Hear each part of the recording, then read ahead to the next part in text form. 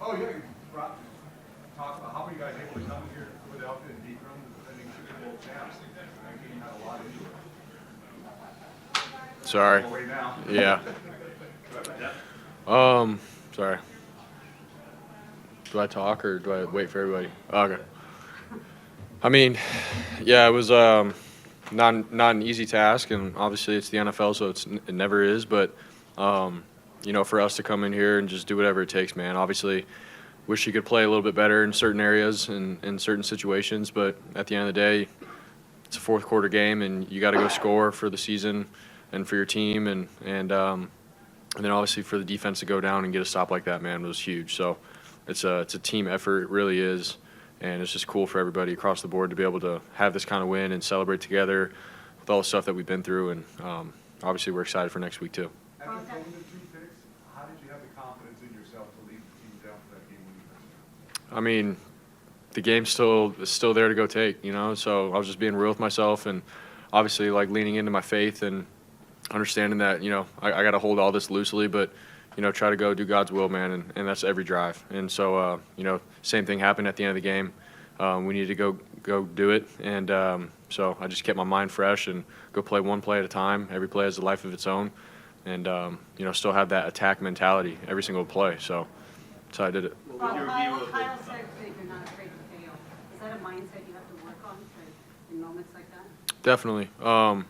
Because there's been times in my career and, growing up, there's, moments where it's like, man, you got to go win it here. And in that moment, you can start thinking to yourself, like, all the worst possible, scenarios. And so just learning from those kind of things. And then so when there's a moment like this, it's like, no, like, there's a moment right there for you to go take. And so being aggressive but being smart and playing one play at a time, and obviously just believing in yourself. And for me, like, I'm a faithful man, so like at the end of the day, I leave that all up to God. So I'm going to go out there and give it my all, and see what happens after that. So that's how I view it. What was your view of the Jauan pass to Christian? It seemed like the ball was up there for a long time. Yeah, I was on the edge, sort of blocking, sort of not in the play, and then I look back, I see JJ get hit, and I was like, dang, dude, should I have done something about that? And then I look up, and the ball's in the air, and Christian tracked it. It was wobbling in the wind, and the fact that Christian caught it over his shoulder, dude, I was like, oh, my gosh. And I looked back to JJ, and I was like, you're all right, and then celebrated. So it was a really cool play. I mean, he's a baller when it comes to that. He did the same thing in the Super Bowl, took a hit, threw it to Christian on a trick play for a touchdown. So those two are pretty cool to watch. Like that comes in, and what's your feeling knowing this could be a game breaker?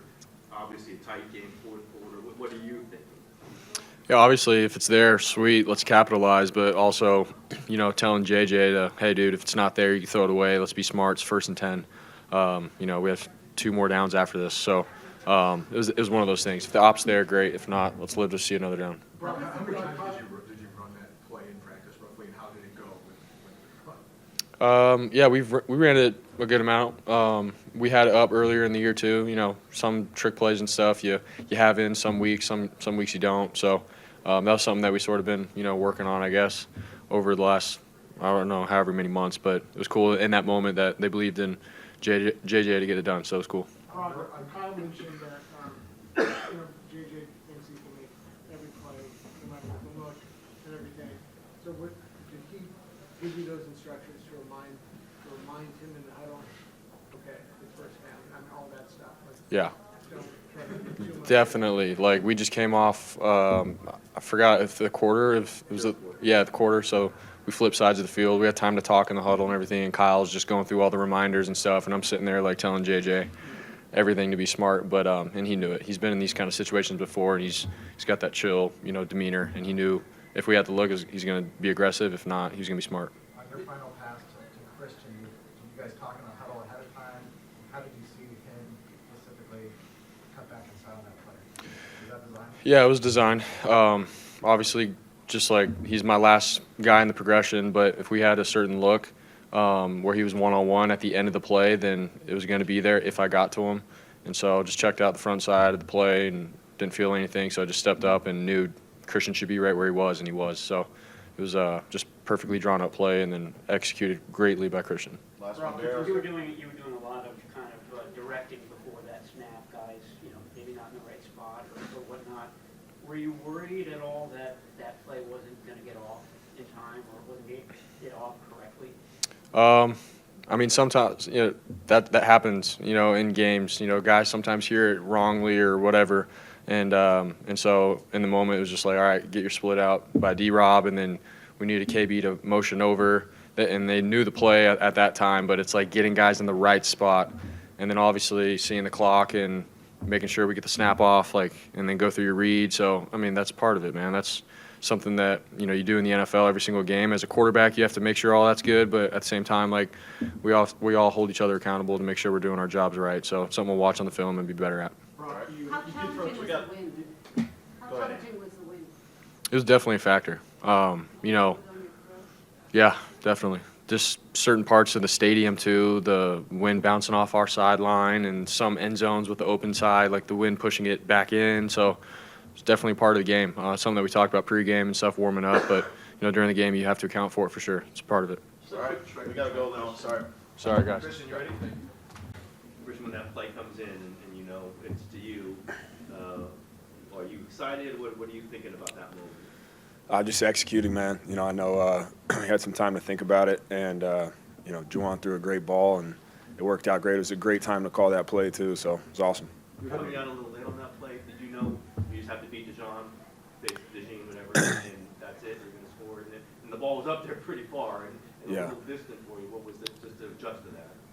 Oh man, Jauan ripped it. That was in the air. Felt like for 15 seconds, but no, it was again just a great play call, well executed.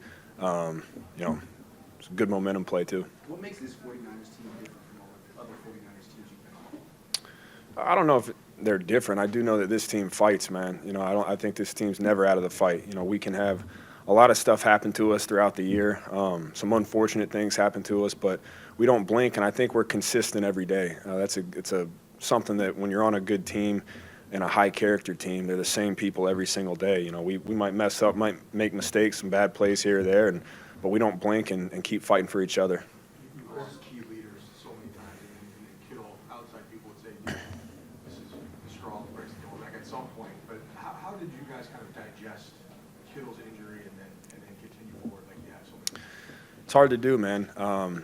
This team has carried the character of George Kittle throughout the entire year, and since I got traded here, he's the heart and soul of this team, and so it's a tough loss, man. When he's not playing, it means a lot, but he's somebody that, even going through something that he had to go through and us finding a way to finish, he's the first guy in the locker room smiling, bumping music, happy for his teammates, and when you lose a leader like that, you never really lose him because his presence is still in this locker room, his energy is still here, and he's the leader and heart and soul of this team, and so we're praying for him, love him, and we're going to play for him the rest of the way. Christian, what does a win like this do for the belief of the team moving forward that you guys are, and everybody else has to, a serious contender to win the Super Bowl? We always believe, this team, we really block out noise, man. I mean, it's all about just getting better every day. And I don't think there's a secret sauce to what we're doing. It's just hard-nosed guys that are gritty, that show up every single day and work, and that's what we'll continue to do.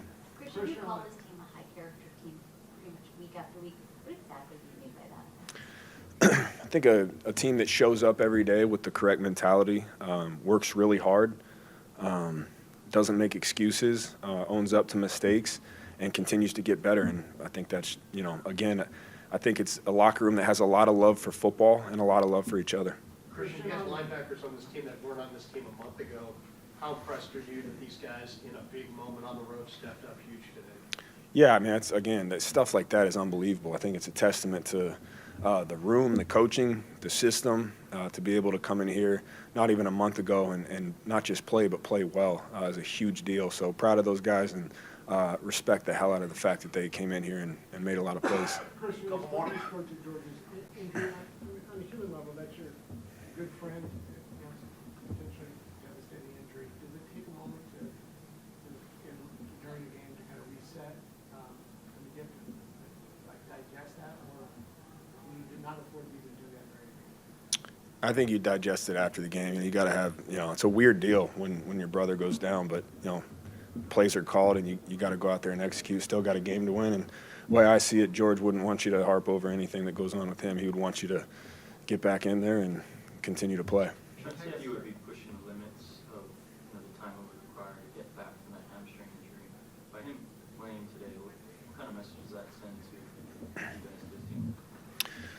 Again, man, when you got a guy who's in year 45 going out here and doing everything he can to come play in this game, and the speeches he gives, the energy he brings to our team, there's no excuse. It's he did everything under the sun to come back and play in this game, and did. And so again, I hate saying it, but it's not shocking. That's who he is, and that's who this team is. Christian, that ball was in the air for so long from Jauan. The readjustment, did that help you not think about anything, like drop it just because it was in there so long? Yeah, that was a blur. Normally you don't think about anything during a play, but I felt like I had a lot of time to think. That was not easy for sure with the wind, and but again, it's a great throw. Glad he threw it. Worked out. Last one, Cam, go ahead. Take us through the final play, through your eyes, what you saw as you were waiting for Brock to get Yeah, we ran that play all week, and Brock did a hell of a job going through his progressions and finding me late, and faked like I was going into the flat and ran a little angle route. Those are always a little bit tough because you got to win within the timing of the play, and so you don't really know how quickly he's going through his progressions, and you don't know if he's getting a pass rush or whatever. But he did an awesome job stepping up, finding some space. O-line did a great job protecting, and it was kind of wide open. So appreciate it, guys. Jauan's right here. Teammates pointed out you have thrown big passes before in big games, mostly the Super Bowl. What were you thinking when that play went in and you knew it was your play? I was just thinking, get the ball, execute, tuck the ball away, make the defense think I'm running it, and saw Christian get open and make the right pass. JJ, if I'm not mistaken, walking in the locker room, you said you feel like you're about to touch the sky. How good does this win feel? Man, it feels incredible, you know what I'm saying? Y'all need to go listen to that Future song, Incredible. That's how I'm feeling. And we just got to carry on to the next game. Trent said he thought you overthrew it a little bit. Your response to Trent Williams? I did. I really did. I was scared for a little bit, but after I heard the screams, I'm just like, yeah, CMC had to make a great catch because coming off my hand, I definitely thought I threw it a little bit too far. Have you seen the replay of the catch that he made? And if you have, what did you think about it? Yeah, I saw just a little bit, quick action, him just catching a little clip, and I thought it was a great catch, That's what I thought. I thought it was a great catch. He took it all the way to the ground and was very much needed. And how proud are you of taking the roughing passer as well? Oh, yeah, and one, you know what I'm saying? It's the and one, Man, I just feeling good, man. Brock, the whole team just puffing me up after we found out it was an and one, and went to the sideline and just celebrated with the team, man, pumped. And for defense to come out there and finish the game the way they did, it was tremendous. When you get throwing opportunities like that, do you go back to your days as a high school quarterback? A little bit. Just during the play, you know what I'm saying? I feel like I was quarterbacking back at Blackman High School, but, I snapped back in reality real quick. I'm a receiver, and, I'm just out there trying to get open for Brock. Which quarterback did you pat in your game after when you were a kid? I had a few. I like Cam Newton, love Michael Vick. I can't think of his name. I want to say Dante Culpepper. I did like him a lot too. Jauan, you guys as a team have been able to overcome so much this year, and again today with George going out. How are you guys able to do it? Just relying on each other, trusting the process, trusting the play calls Kyle's giving us, and then, like I said, trusting the defense to get them off the field. How much did that first catch by D-Rock give you guys left on that first drive? Oh, that was amazing. See Bro come out there. He works his tail off each and every week, and for him to get that opportunity and seize it, it was huge. And he's been wanting that, and so for him to get it, we all want it for him. And it was a great moment. I guess you don't get a warm-up throw or anything like that before that. How hard is it to make that throw without warming up or anything? I think it's more mentality more than anything. You just got to believe in yourself. Jauan, it seems like you're having a very good time playing football, and that everybody is. Is this this season some of the most fun you've had? Oh yeah, definitely. We went to the Super Bowl, so we got to top that. Play with a lot of great players here. See the guys get hurt, that's definitely not fun. But to win, with a great group of guys who I love to enjoy time with on and off the field, that's what it's all about. Kyle said he told Brock to remind you that it wasn't a good look and threw it away. He was a little concerned, but you thought you could make any throw regardless. hard would it have been to like throw that away? Not hard at all, man. Not hard at all. I love my job. Let's say that. What makes this 49ers team different? How do you know it's the right look? Like, was there between, okay, like red light, throw it away, and green light? Just seeing, you know, how open Christian was. You know, they just got to look downfield. What makes this 49ers team different from other 49ers teams you've been a part of? I would say just the grit. You're not knowing the unexpected, but still coming through. Played through your own share of injuries earlier in the season. How much does Trent playing on that hamstring, I guess, add to morale for this team coming into the game? I would say huge. I would say huge. Love Big Trent, man. That's top. That's the biggest. You guys just played Seattle a week ago, now you're going back, so what are your thoughts on facing those guys? Can't wait! Can't wait! All right, thanks, JJ. Yes, sir! How y'all doing? Hey, Eric, I asked Keon White in the locker room. Obviously, Coach said that you got 2 new guys playing linebacker this week. But Keon was like, I mean, you're the oldest new guy in any line. To know that, you know, you told me earlier this week that all you were focused on was communicating. It seemed like you were successful out there. How good did this win feel? And how good did you feel being able to do that comfortable going into this game? Felt great. You know, I haven't won in Philly in a while, so you know, it feels good for the soul. You know, obviously, under the circumstances, me and Garrett, you know, gotta give a shout out to Garrett Wallow. He was excellent in communication. I always judge other linebackers based on, you know, when things are super thick out, you know, and you know things aren't going our way, you know, how well you're able to communicate and how well you're able to stay calm. And you know, he checked those boxes, you know. So shout out to him. That was a big moment for both of us, just to come in and you know, obviously, it's been next man up kind of mentality this whole year with unfortunately with all the injuries, and you know, I'm just happy that we can come through for everybody. You nor Garrett have been around with this team long, let alone working together. How were you able to get on the same page? Did you do extra, stay late, any extra stuff? Man, shout out to KJ. You know, KJ Wright. You know, I've been in kind of just knocking on his meeting door. You know, getting extra time with him since I got here. So you know, whether it's super early in the morning or after meetings, you know, I feel like he's got me prepared. We went through a bunch of situations, watched a bunch of film together. You know, he's got stamina as a coach. So you know, obviously we know what kind of player he was. But you know, it's been nice to, you know, bounce my old playbook off him and kind of compare it to this new one and get the similarities and the differences, because that's kind of like, you know, this is my, I think, 4th defense in a row. So it's like, you know, you have to be able to compare and contrast and, you know, just get rid of the stuff that doesn't matter and kind of lock in on the new concepts. So I feel like we got a pretty good grasp of that pretty early. Eric, you know, you played 16 games for a lot of years in this league. This year you played a lot less than that. You look kind of fresh. Do you feel like fresher physically because you haven't played all those games? Yeah, I feel like, you know, last year I was super hurt. You know, I was super hurt all year. Was dealing with my shoulder. It was really, I didn't realize how much it was affecting me until, you know, I think the first game this year and being able to use it again. But yeah, I feel great. You know, bodies feels great. You know, I just wanted to wait for that right opportunity with the right team, and you know, nothing felt too right until, you know, I got here and, you know, I got in the locker room with, you know, all the leaders that this team has. It just made, you know, it made the most sense, and you know, I feel like I fit in with the guys right away. And you know, I was willing to take a role that I had never taken before. You know, playing a different position that I never played before, playing special teams. You know, it was easy because everybody on this team is so unselfish. So it was just easy for me to come in and be like, you know, check my ego at the door and just get it done for the team to win. So, you know, just shout out to the team and just everybody who's involved. What makes Robert Saleh so special? You know, I feel like it's the trust that he has in his players, and just the emphasis on just playing fast and physical, because that takes care of a lot of, you know, the offense's job is to try to scheme us up on defense. So, you know, by playing fast and physical, you can kind of eliminate some of the schematics of the offense and just kind of make plays. But I think it's just the trust he has in us. You know, how we're coached.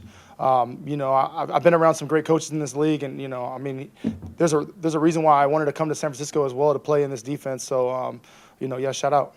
Where did you get the T-shirt? And then I got the T-shirt in Japan. It was at a thrift store. So yeah, I feel like I get along with most people, so maybe it's not as true, you know. But I come with a good attitude, so maybe change it.